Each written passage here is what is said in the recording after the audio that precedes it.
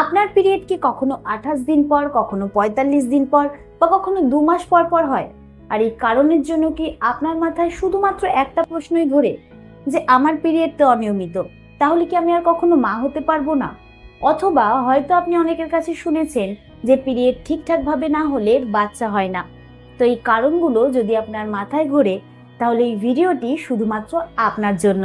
কারণ আজকের এই ভিডিওর মাধ্যমে আমি আপনাকে জানাবো যে অনিয়মিত পিরিয়ড কেন হয় এবং সত্যি এটা গর্ভধারণে কোনো রকম বাধা সৃষ্টি করে, নাকি সঠিক চিকিৎসা এবং লাইফস্টাইলের কিছু পরিবর্তনের মাধ্যমে মা হওয়ার সম্ভাবনা আছে।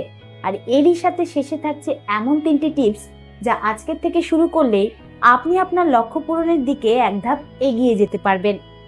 নমস্কার, আমি মাধুরী দাস, হেলথ কনসালটেন্ট। তো চলুন শুরু করা যাক।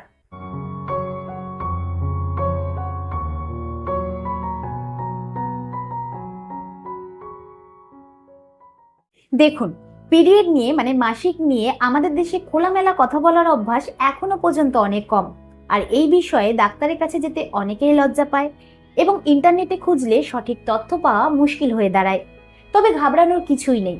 বিশ্ব স্বাস্থ্য সংস্থা অর্থাৎ WHO তথ্য অনুযায়ী প্রাপ্তবয়স্ক প্রতি 5 জন মহিলাদের মধ্যে একজন মহিলা অনিয়মিত পিরিয়ডের সমস্যায় ভোগেন। আর এই সমস্যাটি কিন্তু খুবই কমন একটি সমস্যা, বাট বেশিরভাগ ক্ষেত্রেই এই সমস্যার সমাধান করা সম্ভব। তাই প্রথমে জেনে নিন মাসিক আসলে কি। আমাদের মেয়েদের শরীরে প্রতি মাসে একটা ছোট্ট ব্যাপার ঘটে, মানে মেয়েদের যে ডিম্বাশয় রয়েছে সেই ডিম্বাশয় থেকে প্রতি মাসে একটি করে ডিম্বাণু বাইরে বেরিয়ে আসে। আর এই বাইরে বেরিয়ে আসার যে প্রসেসিংটা মানে প্রক্রিয়াটা, সেটাকে ওভিউলেশন বলা হয়, যেটা আমি আগের ভিডিওতেও বলেছি। আর এই ডিম্বাণুর সাথে যদি শুক্রাণুর মিলন ঘটে তাহলে গর্ভধারণ হয়। আর যদি গর্ভধারণ না হয় তাহলে প্রতি মাসে জরায়ুর ভেতর একটি আবরণ তৈরি হয়।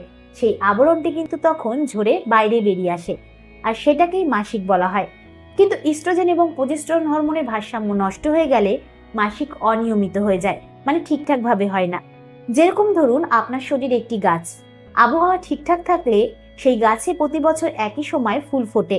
কিন্তু যদি আবহাওয়ার ভারসাম্য নষ্ট হয়ে যায় তাহলে ফুল কখনো আগে ফোটে, কখনো পরে ফোটে বা কখনো ফোটেই না। তো মেয়েদের শরীরের ভেতরও কিন্তু ঠিক এরকমটাই হয়।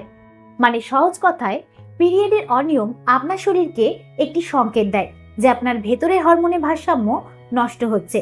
কিন্তু এই হরমোনের ভারসাম্য নষ্ট হওয়ার কারণ কি? যেরকম 1 নম্বর হলো পিসিওএস। এই পিসিওএস কিন্তু আজকাল সবচেয়ে বেশি দেখতে পাওয়া যায়। এমনকি ভারত এবং বাংলাদেশে প্রায় 15 থেকে 20% মহিলাদের পিসিওএস এর সমস্যা দেখতে পাওয়া যায়। আর এই সমস্যাটি হলে মহিলাদের শরীরে ছেলেদের হরমোন একটু বেশি তৈরি হয়, ডিম্বাণু ঠিকঠাকভাবে তৈরি হয় না, যার কারণে পিরিয়ড অনিয়মিত হয়ে যায়। এছাড়া মুখে ব্রণ, ওজনের বৃদ্ধি, তারপর মুখে এবং শরীরে অতিরিক্ত লোম, এগুলো কিন্তু পিসিওএস এর সাধারণ লক্ষণ হতে পারে। 2 নম্বর হলো স্ট্রেস বা মানসিক চাপ। এটা শুনে একটু সহজ মনে হলেও এটা কিন্তু অনেক বড় একটি কারণ।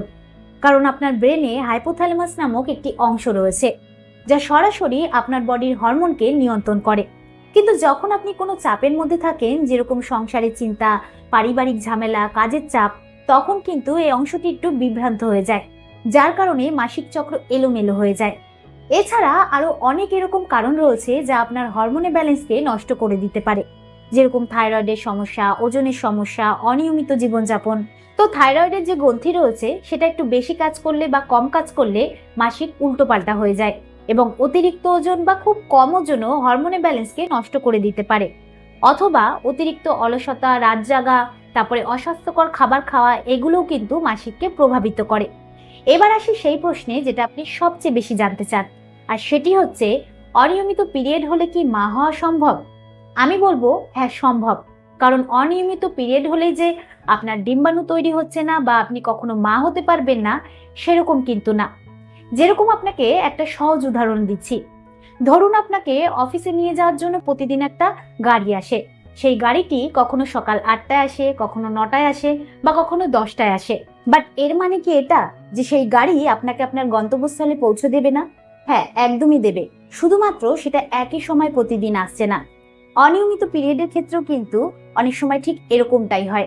অনেকের ডিম্বাণু তৈরি হয়, বের হয়, কিন্তু সেটা প্রতি মাসে একই সময় হয় না, যার ফলে পিরিয়ড কখনো আগে হয় আবার কখনো পরে হয়। তবে একটা কথা মাথায় রাখবেন, অনিয়মিত পিরিয়ড হওয়ার পেছনে যে কারণটি রয়েছে সেটি খুঁজে বার করা এবং প্রয়োজনে তার ট্রিটমেন্ট করা খুবই গুরুত্বপূর্ণ। এবার জেনে নিন এরকম সমস্যায় ডাক্তার কি কি পরীক্ষা করতে দিয়ে থাকে। ডাক্তারের কাছে গেলে ডাক্তার সাধারণত আল্ট্রাসাউন্ড এবং কিছু রক্ত পরীক্ষা করতে দিয়ে থাকে।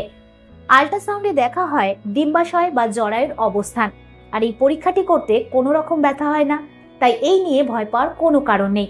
আর যে রক্ত পরীক্ষা রয়েছে তাতে থাইরয়েড এবং হরমোনের মাত্রা চেক করা হয়।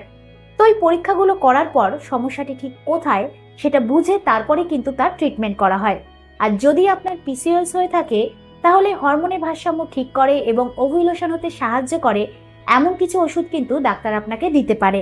আর যদি থাইরয়েডের সমস্যা হয় তাহলে এর জন্য আলাদা অনেক রকমের ওষুধ রয়েছে, এবং থাইরয়েড ঠিক হয়ে গেলে অনেক সময় কিন্তু পিরিয়ডও ঠিক হয়ে যায়। এছাড়া যদি স্ট্রেস বা ওজন সংক্রান্ত কোনো কারণ হয় তাহলে লাইফস্টাইলের পরিবর্তনই এর আসল ট্রিটমেন্ট। তো এবার রয়েছে আপনার জন্য খুবই গুরুত্বপূর্ণ 3টি টিপস, তাই যত তাড়াতাড়ি সম্ভব এগুলো শুরু করার চেষ্টা করুন। যেরকম প্রথমত, আজকের থেকেই একটা নোটবুক বা মোবাইলে লিখে রাখুন যে আপনার পিরিয়ড কবে শুরু হলো, কবে শেষ হলো এবং কতটা ব্লিডিং হলো, কারণ এই তথ্যটি ডাক্তারকে দিলে অনেক কাজে আসবে। দ্বিতীয়ত, প্রতিদিন সকালে অন্তত 15 মিনিট করে হালকা রোদ গায়ে লাগান। রাতে 10টার মধ্যে শুয়ে পড়ার চেষ্টা করুন। প্রতিদিনের খাবারে সবুজ শাকসবজি, ডাল এগুলো রাখুন এবং অতিরিক্ত চিনি এবং ভাজা পোড়া কম খান, কারণ এগুলো শুনতে অনেক ছোট মনে হলেও হরমোনের উপর এর প্রভাব পড়ে কিন্তু অনেক বড়। আর তৃতীয়ত, লজ্জা না পেয়ে একজন স্ত্রীরোগ বিশেষজ্ঞের সাথে কথা বলুন এবং আপনার সমস্যাগুলো তাকে জানান, কারণ একজন ডাক্তারই সঠিকভাবে পরীক্ষা করে বলে দিতে পারবেন যে আপনার ক্ষেত্রে ঠিক কি করণীয়। আর আমি আবারও বলছি, অনিয়মিত পিরিয়ড একটি সমস্যা, কিন্তু এটা জীবনের শেষ কথা নয়, কারণ হাজার হাজার মহিলারা এই সমস্যার সাথে লড়াই করে এবং সঠিক ট্রিটমেন্ট করে মা হচ্ছেন। আর আপনিও পারবেন, শুধু জরুরি অপেক্ষা না করে সঠিক পদক্ষেপ নেওয়া। তো আমি আশা করব যে ভিডিওর দ্বারা আপনি উপকৃত হবেন। ভিডিওটি কিরকম লাগলো অবশ্যই কমেন্টে জানাবেন। আজকের মতন এতটুকুই, আবার দেখা হবে পরবর্তী ভিডিও নিয়ে। নমস্কার।